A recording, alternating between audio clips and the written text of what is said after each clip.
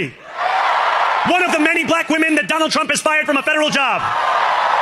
A single mom still. யார் இந்த சஹரான் மம்தானி?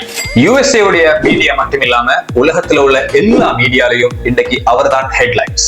எல்லாருமே இவரை பத்தி பேசுறதுக்கான முக்கியமான காரணம் என்ன? ஃபுல்லா வீடியோ பாருங்க.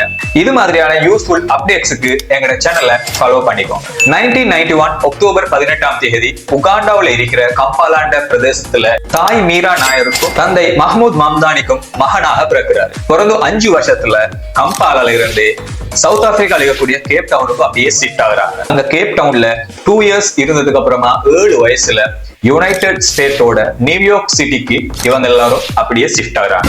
2018ல அமெரிக்காவோட சிட்டிசன்ஷிப் இவங்களுக்கு கிடைக்குது. அங்கேயே தன்னோட கிராஜுவேஷனையும் இவர் கம்ப்ளீட் பண்றாரு. தன்னோட ஸ்டடீஸ் காலத்துல நிறைய சோசியல் எக்ஸ்பெரிமெண்ட்டை செஞ்சுக்கிறாரு.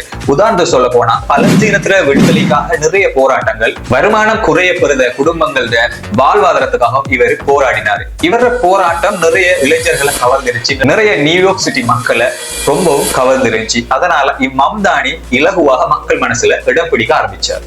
ஆரம்பகால அரசியல்ல உள்ளூர் அரசியல் கட்சிகளோட கூட்டங்களை நடத்துற முகாமையாளராக கடமையாற்றி தன்னோட அரசியல் பயணத்தை தொடங்கினார். 2020ஆம் ஆண்டு சட்டமன்ற தேர்தலுக்காக 36வது மாவட்டமாக நியூயார்க் சிட்டியை அறிமுகப்படுத்தி அவர் களமிறங்குறாரு. 2021ல 5 முறை காங்கிரஸ் சார்பாக போட்டியிட்ட வேட்பாளரை தோல்வி அடை செய்து அதுலயும் வெற்றி பெறாரு. அடுத்த கட்ட நகர்வாக 2025ஆம் ஆண்டு நியூயார்க் சிட்டிக்கான மேயரை தெரிவு செய்யக்கூடிய எலெக்ஷனுக்காக 2024ஆம் ஆண்டு தன்னோட நாமினேஷனை ஆரம்பம் கொடுக்கிறார்.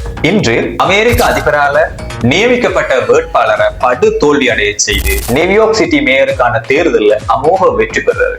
உகாண்டா நாட்டு பிரஜையான தந்தைக்கும் இந்திய வம்சாவளியான தாய்க்கும் மகனாக பிறந்தவர். அமெரிக்காவில் சென்று சிட்டிசன்ஷிப் பெற்று நியூயார்க் மக்களோட மனசை கவர்ந்து தேர்தலையும் போட்டியிட்டு இன்று நியூயார்க் சிட்டியோட மேயராக உருவெடுத்திருக்கிறார். மோரல் ஆஃப் த ஸ்டோரி, வெற்றிங்கிறது யாரும் தூக்கி தந்துட மாட்டாங்க, அதுக்காக நாம தான் போராடணும்.